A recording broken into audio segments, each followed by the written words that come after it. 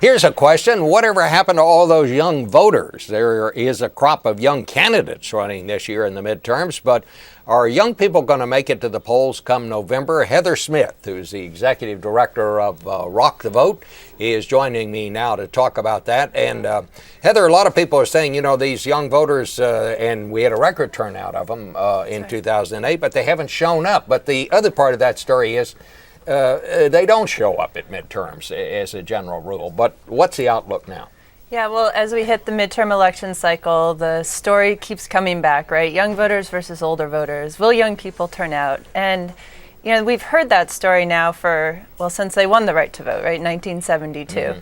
And I actually think this time the story is a little bit different and we're missing it.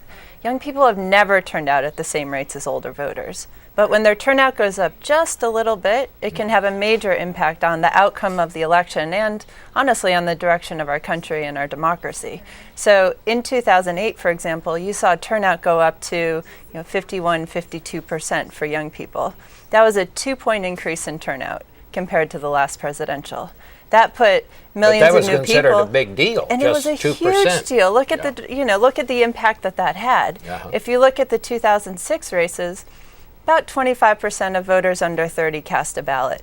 If that number goes up to 26, 27, 28, that's millions and millions of new voters in the electorate. That can certainly make a difference this coming election cycle. So what are you doing? I mean, your Rock the Vote campaign is designed to get young people to turn out. What are you doing this year? What worked in 2008? And what are you going to put emphasis on this time out? Yeah, so these young voters are different than older voters. There's a reason they don't turn out at the same rates. They are new to the political process. In fact, there's about 9 million new voters who are eligible to vote this cycle who weren't even eligible in 2008, and they need to be registered. So that's an additional hurdle for them, and that's something that we focus a lot on. Mm-hmm. They're also very mobile, so about a third of them will have moved since the last election, and they need to be re-registered. So we're focusing a lot of our effort on reaching those tens of millions of newly eligible or voters who need to be re-registered so that they can be turned out. And what we saw work in 2008, we also saw work in 2006 and 2004, was that if we can get them registered and on the rolls, and the candidates reach out and speak to them directly, make them feel like the elections are about them and relevant to their own lives, turnout goes up. But if we don't invest in those strategies, whether it's registration or campaigning to young people, it won't. So we're running our largest voter registration drive in a midterm election ever.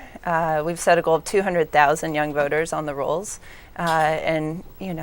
If we invest in that in certain areas and candidates do the same, I think you'll see turnout go up even a couple percentage points, and that's what will really matter. I don't mean to sound like a civics teacher here, but if you were to say to a young person, the most important reason for you to vote is, what would the answer to that be? I think that's up to young people themselves, but if you ask them, they'll tell you the same thing that older voters tell you. They'll say it's about the economy, it's about jobs. We talk about jobs as a political issue in the midterm. Well, these young voters are unemployed at rates that far exceed older voters. In fact, the rate of unemployment for teenagers who are entering the workforce is at the highest level it's ever been since the Bureau of Labor Statistics started tracking it. It is about affording college. It is about paying off debt. And it's about the issues that they face in their everyday lives. But I also think they have an eye towards the future. They want to have a role in shaping the future of their country. And I don't know if you've ever done a registration drive in a classroom and someone's just turned 18 and you hand them the form and you explain the history and the voting and the right and the power that comes with that. And it's a rite of passage. And it's a really special moment for these young people if we take the time to reach out to them and talk to them about it.